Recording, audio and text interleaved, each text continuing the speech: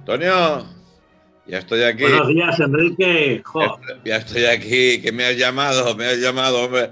Estos días que hacía un sol, que rompía las piedras estas, las piedras que tenemos aquí, y, hombre, he tenido que recibir...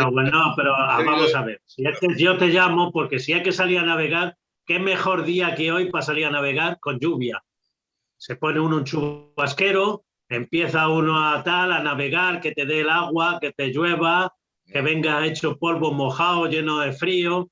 Eso es una navegación. El salir con buen sol y venga cervecita y a no sé qué, no, hombre, hay que salir Sí, pero como Dios manda. Eso lo dices tú, que eres un marinero profesional, pero yo, que soy un marinero de Calbot, que solo he subido media hora a un barco, media hora, y ya le tengo miedo al agua que está abajo. ¿Qué me quieres? ¿Añadir ahora agua por arriba también? ¿Sabes? Claro. A ver, si no me ahogo por un lado, me ahogo por el otro. Lo mismo te crece el pelo, si te llueve mucho. Si supiera que me tenía que crecer como a Sansón, pues solo me cubriría que los pies, todo lo demás lo llevaría. Claro. Bueno, Antonio, el motivo de llamarme seguro que será por algo interesante que querrás contarme. No, pues que vamos a continuar con nuestro cuaderno de bitácoras de un marino en Faura. Ahí estamos, ahí estamos. Bueno, entonces, Antonio, ¿dónde me quieres llevar hoy? Vamos a ver dónde me quieres llevar hoy. Vamos a ver. Bueno, pues bueno, ayer, hemos hablado de que en un momento, en los anteriores capítulos, estábamos hablando de los reinos de Castilla, cuando comenzaron los reinos de Castilla. Muy bien. Hicimos 2 capítulos. Sí. Ahora vamos a empezar realmente con el reino de Aragón, que era el otro gran opositor que tenía el reino de Castilla, aunque realmente amigos para echar a los musulmanes de la península ibérica, pero hay que hablar de ese reinado, de ese reino de Aragón. Entonces, vamos a hablar cómo se comportó luego en el Mediterráneo ese reino de Aragón. Estamos hablando que ese reino luego se tuvo que aliar con el conde de Barcelona en aquellos momentos, que era muy importante. Y que realmente no era un rey, pero tenía los visos como si fuera de rey. En la parte catalana es el que mandaba. Entonces, decimos que el nacimiento del reino de Aragón se sitúa en el 1035, cuando Ramiro I lo creó sobre las tierras que heredó de su padre, en el propio Aragón, en tierras aragonesas. Pero como tal corona de Aragón, el primer rey sería el hijo del conde de Barcelona, Ramón de Berenguer IV, que era menor de edad y se convertiría así en Alfonso II. Ese es el que realmente inició la corona de Aragón como propiamente rey de Aragón, con la unión ya del condado de Barcelona con el antiguo reino de Aragón. Muy bien. Bien. Entonces, decimos que en un momento determinado que generalmente se atribuye también ese comienzo a Jaime I, pero no es así. Es decir, el comienzo realmente de la corona de Aragón viene de Alfonso II. Sí es verdad que Jaime I fue el que le dio realce a la corona de Aragón con sus conquistas, ¿no? Y yendo conquistando terrenos, ciudades, a los musulmanes en aquel momento. Por eso se le atribuye luego el comienzo de tal fue Jaime I. No, Jaime I fue el conquistador dentro de la corona de Aragón, pero realmente fue Alfonso II el que inició esa corona de Aragón. Dice, pero realmente se atribuye, como hemos dicho, a Jaime I. Dice, pero los barcos que el conquistador pone en el mar, dicen, no los primeros que dispone de la corona, sino los que iba apresando de otros de los piratas, sobre todo baleares, que venían de Baleares son los que se iba apresando, y de ahí empezó realmente la armada de Jaime I en el Mediterráneo. O sea que los primeros barcos que tuvo Jaime, Jaume I así, va a ser barcos conquistados a... Y los propios lo que es el condado de Barcelona le cede al rey Jaime I. Porque sí es verdad que Barcelona como sí ya tenía una marina, una pequeña marina, Sí. No de guerra, pero sí barcos que salían por ahí, que iban a hacer comercio. Lo único que había que ponerle es pues gente que fuera a batallar, ¿no? Dice, la expansión marítima de la Corona de Aragón hacia Oriente se produce en sentido contrario de lo que hicieron en Islam, que fue hacia Occidente. Dice, la cultura marítima inicial de la Corona tiene su raíz inmediata musulmana y franca, unas veces enfrentados y otros asociados por el comercio o por un simple acuerdo. Sí, él se aliaba pues con los franceses, con los italianos, para poder quitar de en medio a los musulmanes, que estaban pues igual que aquí, estaban también en la península, en la parte del sur de Francia, y ya no sé cuánto. Entonces ellos se iban aliando pues para que les cediera barcos, para que, en fin, cediera tropas. El objetivo en este caso de Jaime I era expulsar a los musulmanes del territorio español, en este caso todo el Mediterráneo. Efectivamente. Por eso entró por aquí, por la parte de Castellón, hacia abajo, y poco a poco pues iba... Se fue dañando de toda la parte de Valencia, vamos, de la Comunidad Valenciana. Sí, sí. Dice, las primeras naves de las costas aragonesas se construyeron sobre espacios y con recursos humanos recuperados de las manos musulmanas. Hombre, ¿entiendes? Era normalmente, sabes que hubo capitulaciones. Es decir, el que no quería guerrear en contra de los musulmanes, que no querían hacer guerra contra los cristianos, pues hacía unas capitulaciones. Se quedaban con sus tierras, se quedaban tal, y no se convertían al cristianismo de momento. Hubo quien se convirtió, pero bueno. Y entonces, de ahí más o menos, como no tenían que luchar, pues por lo menos lo tenían ahí. Esas se llaman las capitulaciones. Dice, el Islam peninsular, por su parte, había desarrollado técnicas marineras de los pueblos marineros que le precedieron. Pues estábamos hablando de los bizantinos, de los de Cartago, en fin, toda esa parte árabe. Es decir, ellos tenían, lo que sí es verdad, que como hablamos de los musulmanes en su tiempo, vestigios de cómo eran sus naves, nos podemos decir, bueno, más o menos eran los birremes, los trirremes que había en aquel momento, o tal, ¿no? En el Mediterráneo navegando. Pero no sabemos realmente que eso fuera el barco musulmán, porque no hay vestigios de que se haya encontrado ningún barco musulmán de esa índole. Claro, porque claro, lo que tendrían en ese momento son los barcos que conquistaban. Igual podía ser trirreme que cuatrirreme. Efectivamente, claro. Lo que conquistaban ahí tenían, ¿no? O sea, no era una flota con previsión, era lo que encontraban, ¿no, Antonio? No, y aparte de que estamos hablando de que el musulmán del califato estaba muy lejos.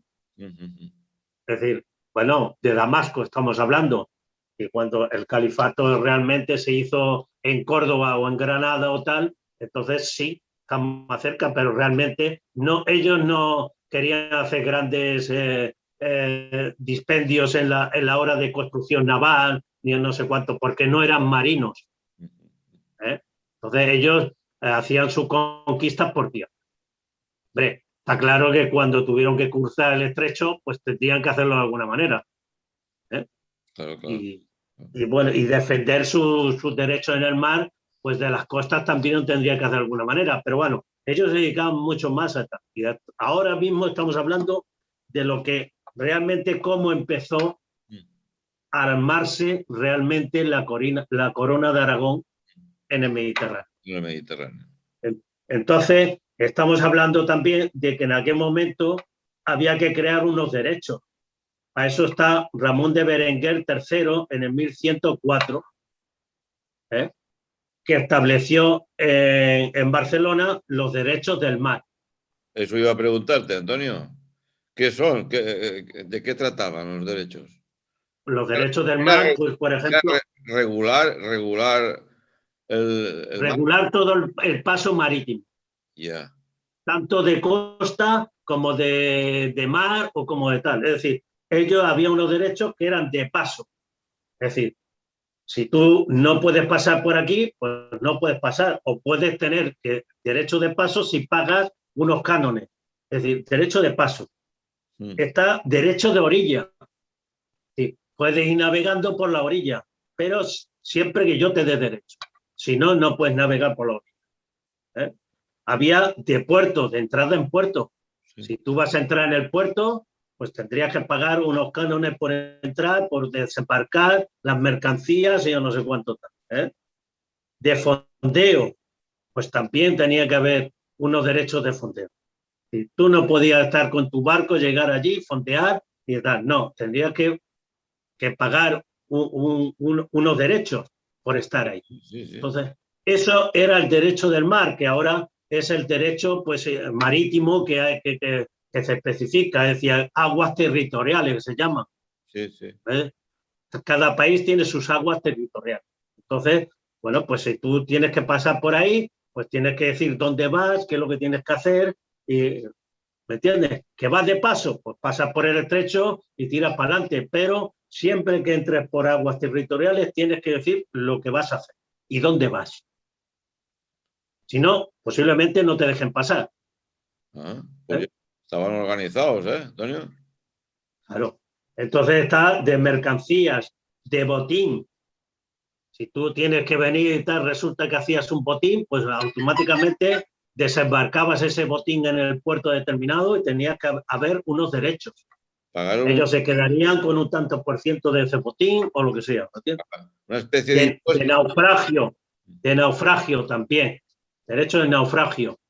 Es decir, unos derechos que determinaban cuál era tu comportamiento con todo lo que hacías en el mar. Antonio, una curiosidad. Acabas de comentar derechos de naufragio. Sí. Vamos a ver, si se hunde, eso es que se hunde el barco, ¿no? Bueno, pero a lo mejor él sí, bueno, pero a lo mejor él resulta que lo han hundido o ha hundido él al enemigo. Entonces tenías primero un derecho de naufragio, quiere decir que a lo mejor, o de apresamiento, tú apresabas ese barco y venías con el barco, no era tuyo, pero tú lo habías apresado. Entonces, pues bueno, tú tenías, a lo mejor en la corona se quedaba con tal o te daba a ti unos incentivos por ese barco apresado o lo que sea, no lo sé. Muy bien. Claro, estás diciendo que si apresaban a otro barco, el motivo de tener una propiedad más, tenían que pagar una especie de impuesto a... O a lo mejor se quedaba con ese barco o decía el rey en aquel momento o el que fuera el jefe de puerto, sí. Le decía, pues oye, pues nosotros nos vamos a quedar, si lo veía bien el barco, lo vamos a convertir en barco de guerra y tal, lo que hemos hablado. Es decir, muchas veces son de apresamientos de otra gente que venía con el barco y ahí tal. Pero a lo mejor no le interesaba al tío que había apresado el barco, venía a Barloao el barco navegando, lo dejaba en puerto y yo voy a seguir mi camino. Pues oye, me das tanto por el barco y aquí pasa, aquí gloria, ¿me entiendes? Una cosa curiosa. Sí, lo importante es que había unos derechos de mar. Antonio, perdona que te corte, es que lo curioso para mí es que, vamos a ver si sé explicarlo, es un barco, por decir, una tripulación, va por el mar y derrota a otro barco que pillan por el mar, lo invaden a él y le roban y le quitan todo lo que lleva el barco y el barco inclusive. O sea, es que si lo hacen, Y luego, perdona, Sí, pero luego el que conquista ese barco, o sea, el que consigue el barco este, tiene que pagarle impuestos a otro, ¿sabes? A una tercera persona. O sea, ¿me sí, entiendes? porque si no, Enrique lo convierte realmente lo convierte en un pirata. Claro, claro, Eso es lo que ellos no quieren, que haya piratería en el mar. claro, claro, claro, Es claro. decir, tú puedes hacer eso, tú puedes, porque resulta yo qué sé, que el barco contrario te ha hecho tal o te ha tirado, yo qué sé, lanza en aquel momento, o lo que sea y tal. Bueno, pues entra en una guerra bélica con ese barco y lo apresas. Ujú. Automáticamente lo que hace es reconocer que has apresado ese barco, lo llevas a puerto, le dices al encargado de puerto en aquel momento, quien fuera, o el jefe del puerto, oye, pues he apresado este barco. Automáticamente, pues bueno, muy bien, pues ¿qué ha percibido con esto? Tanto. No, no, yo no quiero nada más que me den por el dinero, esto vale tanto, lo que sea. Ah, perfecto, yo qué sé. Eso es llegar a un acuerdo. Pero ya no está convertido en que es cada vez que apresa o va contra un barco, es que se puede convertir en un pirata. Es decir, porque cualquier barco que pase por su zona o por su lado, automáticamente lo ataca. Es ¿Entiendes? como un ejemplo, no sé si puede ser similar o qué, es como si fuera a ir a pescar y pesca y de lo que pesca paga unos impuestos, ¿eh? En este caso, en vez de pescar pescado, se ha cargado a un barco, a una tripulación. Bueno, seguimos, Antonio. Bueno, lo mismo no se lo ha cargado, pero en fin, que te quiero decir que apresa el barco. Lo Bueno, mismo resulta que, bueno, claro, se lo ha cargado, me refiero de que si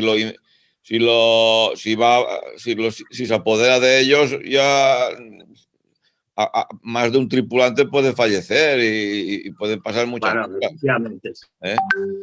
Vale, pues te he cortado. Sigue, Antonio. Vale. Sigue. Dice, las empresas marítimas que emprendieron las poblaciones costeras fueron acrecentando el poder naval de los catalanes y separándolos de los aragoneses, quien como pueblo interior no juzgaban prioritariamente una expedición contra los piratas mallorquines, como hemos hablado. Es decir, lo que provocó la queja del rey Jaime I, que dijo que el anar a mallorques no han voluntad ni cura. Eso lo sabrás tú mejor que yo. Es decir, él realmente no entendía que el ir a Mallorca era una voluntad propia. Es decir, no. ¿eh? Y entonces, pues ahí viene, es decir, él entendía que en un momento determinado, que luego invadió Baleares, lo mismo, y poco después invadió lo que es la parte de la Comunidad Valenciana. Claro, claro. Pero en aquel momento, en esa tal, no, él no le dio importancia, él le era más importante otras cosas que invadir de momento Mallorca. ¿eh? Ya.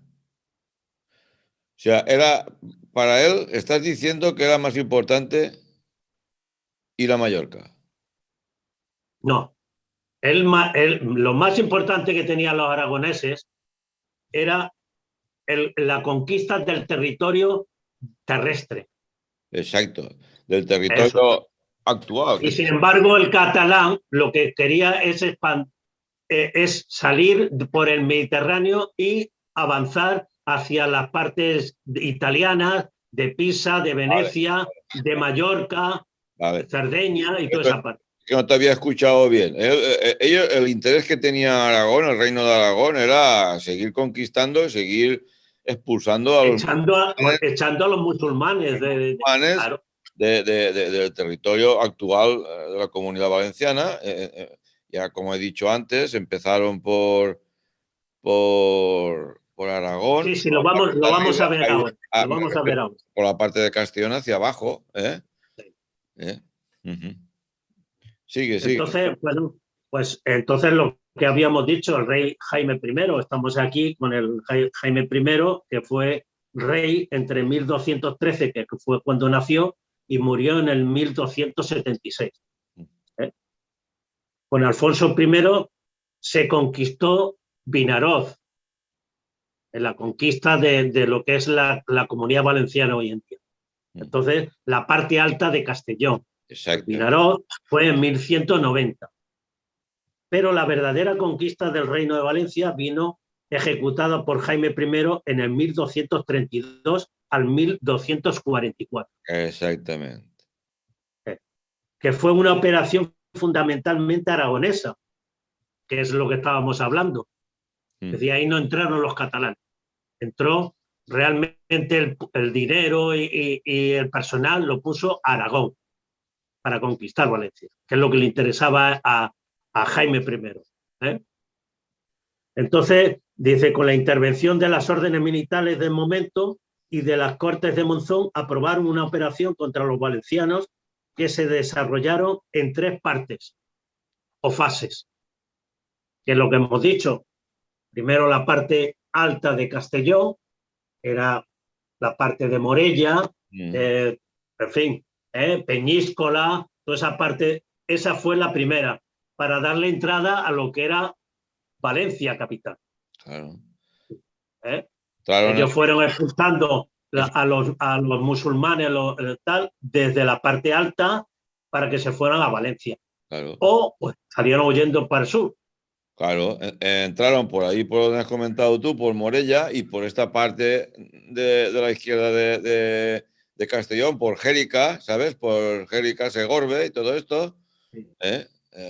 Por allí, porque en Jérica hay un museo y muy interesante y allí hay vestigios de Jaime I.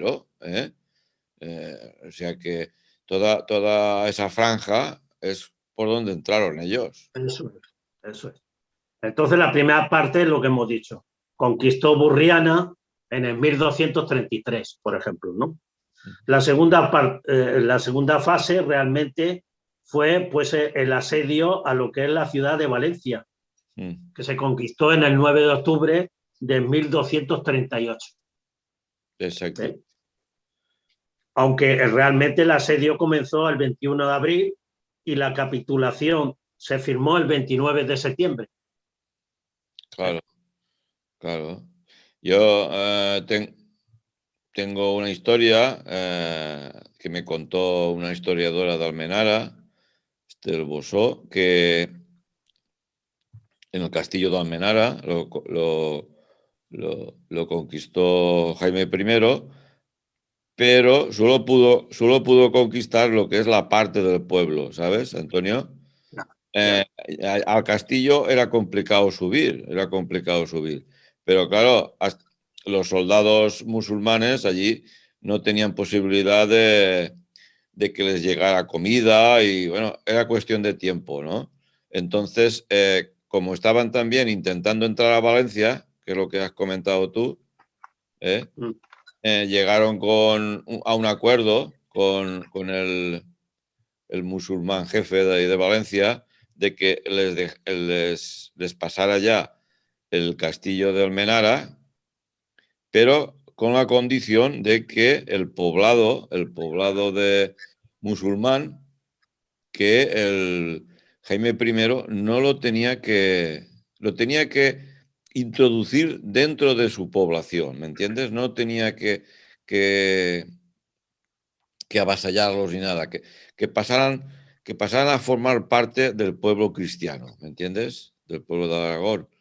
Entonces llegaron a ese acuerdo, Jaime I lo respetó, entonces al poblado musulmán lo consideró como pueblo cristiano y es cuando los musulmanes ya dejaron el castillo de Almenara, ¿vale? Ya, y al poco tiempo es cuando pudieron entrar ya en Valencia. Es una pequeña reseña que te he dado de lo que fue la historia de la invasión, de la reconquista del territorio. Y tú realmente, ¿tú sabes por qué viene o lo has leído o tal? Yo lo he leído, la verdad es que llega lo de el murciélago que está en lo que es en el escudo de Valencia. Valencia? Pues la verdad es que algo sé, pero mejor que me lo cuentes tú, Antonio. Bueno, pues ahí realmente yo he estado leyendo, yo no soy valenciano, yo soy madrileño, pero bueno, ya soy hijo adoptivo de aquí de Valencia, o de la Comunidad Valenciana. Por lo tanto, pues bueno, todas estas cosas también te interesan y le gusta a uno pues informarse, ¿no? Ya, Realmente ya llevas el hay murciélago a la espalda, ya llevas el murciélago a la sí, espalda. el murciélago lo lleva a la espalda. Como hemos visto, realmente, por ejemplo, hay dos leyendas. Bueno, hay una leyenda y hay una que dice que parece que es la verdadera, ¿no? Realmente la leyenda dice que cuando una noche antes estaban apostados el rey Jaime I con con su ejército lo que es los laterales en la orilla del río Júcar antes de cruzar Valencia, pues una noche resulta que se metió un murciélago en una de las Las tiendas, ¿no? De las tiendas estas. sí, de las tiendas de campaña que llevaban en aquel tiempo. Sí. Tenía un nombre, ahora no me acuerdo. Bueno, en esa tienda y resulta que eso lo vieron después. Resulta que ese murciélago empezó a revolotear, tiró armamento, ese armamento hizo un ruido, empezó a revolotear sobre los tambores que había dentro de la tienda de campaña y ese gran ruido alertó a todo el ejército. En ese momento, como hubo disparos dentro porque se cayeron los rifles y yo no sé cuánto, lo que había allí en aquel momento de pólvora, bueno, pues la cuestión es que eso alertó al rey Jaime y vieron que en esa noche los musulmanes iban a atacar por sorpresa a la parte del ejército que estaba apostado en el río, en la orilla del río. Entonces, eso de ahí viene que en aquel momento el escudo viene con el murciélago y viene con dos L's abiertas de doble lealtad al rey. Eso es una leyenda. Eso es una leyenda. Bueno, que no sabemos si es la verdadera, Uh-huh. ¿vale? Y luego hay otra que es la que dice que normalmente en el escudo antes de Aragón realmente había un dragón. Ese dragón se fue como convirtiendo para la parte valenciana en un murciélago. Depende de quién lo vio en aquel momento, pues hubo alguien que lo convirtió, pero porque no lo vio bien en el escudo, o la cuestión es que lo convirtió en ese dragón que llevaba la corona de Aragón, lo convirtió en un murciélago. Bueno, Y yo ahí lo dejo. ahí lo dejas, ¿no? Es que cuando llegarían por aquí verían pocos dragones y todo lo que verían serían murciélagos, ¿entiendes? Y entonces diría, vamos a cambiar el animal, ¿no? Pero no sé, Antonio. Pero cosas curiosas, ¿no? Sí, sí. Sabes que hoy en día el murciélago, nosotros lo llamamos la rata pená, ¿eh? La rata pená, Sí, sí. está protegida, ¿eh? Si te hace un nido ahí al balcón, si te lo hace a tu balcón, el, el de abajo es el que va a sufrir, ¿sabes? Sí. Ahora, si te hace un nido en el balcón de arriba de tu casa, el que va a sufrir eres tú, ¿eh? Porque ya sabes tú que la rata pená, el murciélago, pues todos los días va de diarrea, ¿eh? Sí. Sigue, Bueno, pues esto era una una curiosidad, anécdota, ¿no? ¿no? Una curiosidad. Una curiosidad. La rata pená. Entonces, como hablando ya de realmente de barcos, Mm. dice, como hemos venido comprobando desde que iniciamos estos relatos en el Mediterráneo, ha sido un crisol de materia de diseño naval. Ujú. Durante siglos las naciones se comportaron y combatieron entre sí. En el curso de esta lucha se apresaron de unos a otros. como hemos dicho.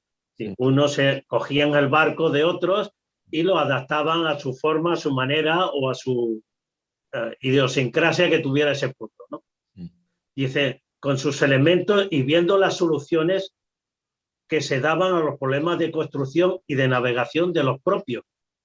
Y como hemos dicho, es decir, había gente que en un momento determinado dice, bueno, pues este hace mucha agua y no sé cuánto. Pues entonces cogían la brea y el cáñamo y le metían brea y cáñamo. En fin, cada uno fue pues construyendo sobre los defectos que tenía al contrario. Entonces, el barco realmente por excelencia, como hemos hablado, igual que la Marina castellana, fue la galera, que se caracterizaba por ser un barco alargado de unos 30 o 40 metros de eslora y estrecho entre 4 y 6 de manga. Es decir, su propulsión era principalmente, pues como todo en aquellos tiempos, era remos. Era remos.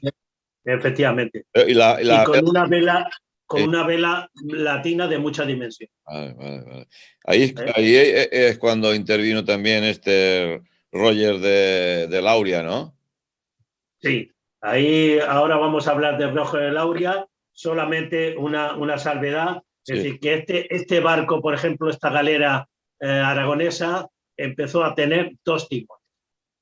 2 timones.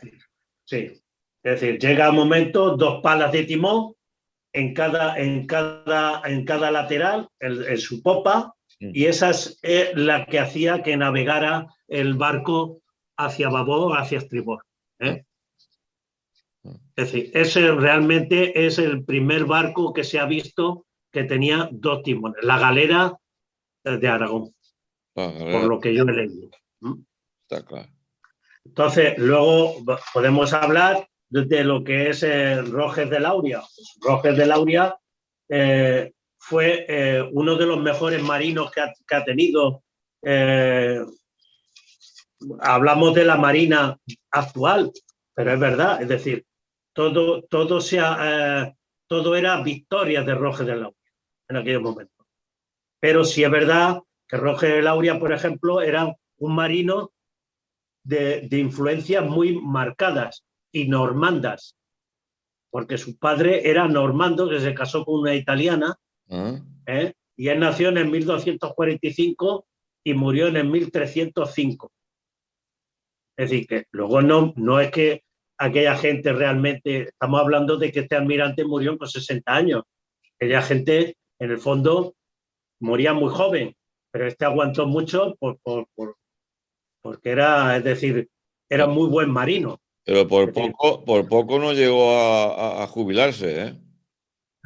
Bueno, por poco quiero decir, pero tú fíjate, en aquellos tiempos aguanta 60 años. Sí, ¿no? Es decir, en aquella época la edad de jubilación sería antes, sí. Dice que el infante Pedro, que fue luego rey con el nombre de Pedro III, le armó caballero y con él aprendió el oficio de las armas. Fue su vasallo en la rebelión de los moros en Valencia. Dice, más tarde el rey le nombró embajador en Túnez y Pedro III también le nombró almirante. Su primera gran victoria fue al vencer en Malta a la flota angevina. Luego vendrían otras victorias en Nápoles, Islas Formigues y en la llamada de las vísperas sicilianas. En la contienda se demostraron la calidad de las fuerzas navales del rey de Aragón, junto a las capacidades técnicas y organizativas de este almirante. Las galeras proporcionadas a Lauria eran de gran calidad, estaban mejor acondicionadas para la guerra, con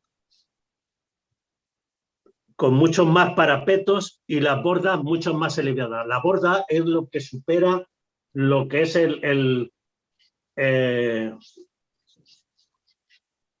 la cubierta. Es decir, tú sabes que las cubiertas antes normalmente tenían muy poca borda, y esta elevan la borda, y es una forma de protección de los elementos cuando te disparan flechas o te disparan lo que sea. Entonces, tú te resguardas detrás de la borda que es alta, y entonces, pues bueno, tienes un parapeto ahí muy bueno.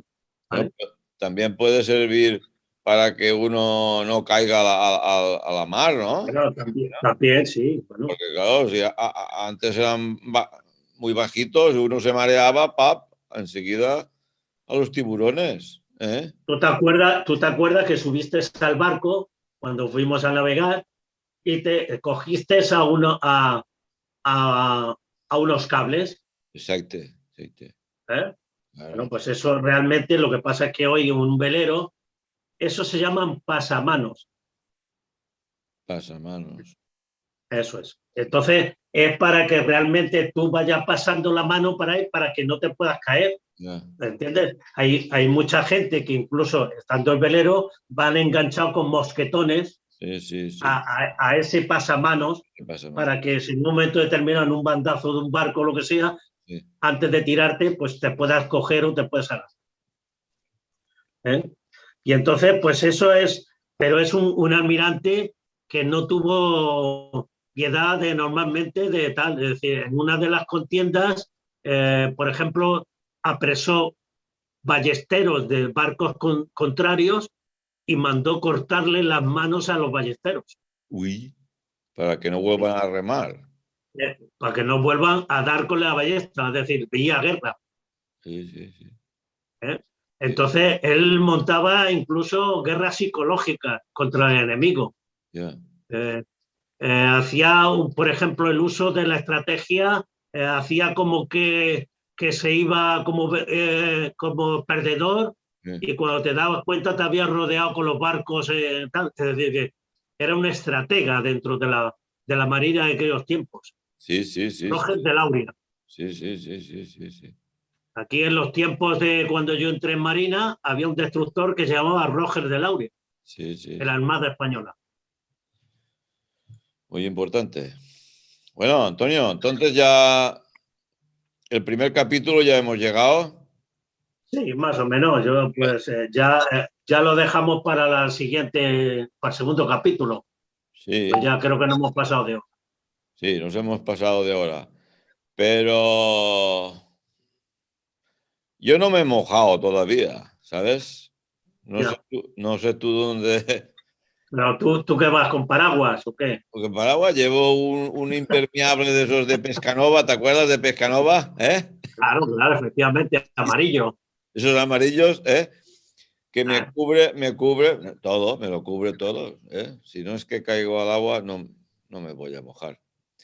Pero bueno, como siempre, un viaje muy emocionante, Antonio. ¿Eh? bueno, hemos intentado hablar un poquito de lo que es en los comienzos de la Corona de Aragón y de realmente del Reino de Valencia. El Reino de Valencia. ¿Eh? Lo que pasa es que creo que hay más historia escrita por... Porque realmente en aquellos tiempos, cuando llegó Jaime I, no era Reino de Valencia, No, no, era una taifa musulmana dentro de lo que era el califato árabe. ¿Eh? exacto. No, que iba a decirte que creo, eso lo podrás confirmar tú, Antonio, que hay más texto escrito de las guerras terrestres que Sí. de las guerras marítimas, ¿no? Me refiero de la época de la conquista, ¿eh? Pero ya hablaremos en el próximo capítulo, pero realmente, igual que Roger de Lauria, Sí. estamos hablando, el reino de Aragón llegó muy lejos, hasta en la parte de Oriente, es decir, quiero decir, al pueblo bizantino, o sea, ¿sabes? Es decir, que Ya. Bueno, me gustaría que en el próximo capítulo nos comentaras algo también del libro del Consolat de Mar, ¿no? Porque fue un libro muy importante para regular.